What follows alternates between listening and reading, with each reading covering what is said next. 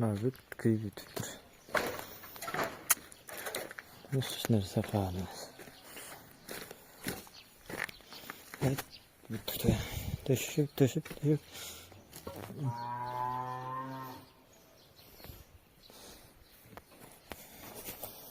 Bak, öyle ölçelim.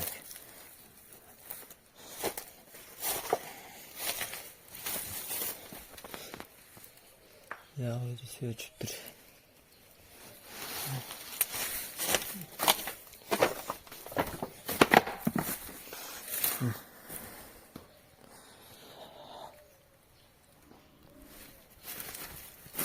Evet işte çıkar. Tütünleri var bana.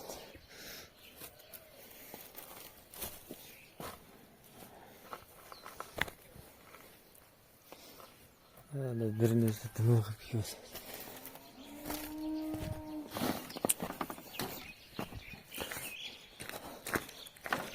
Bir yolda da işte görünürüz.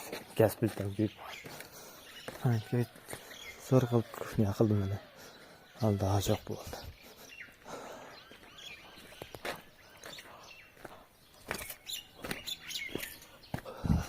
Evet, kıyıp gitti.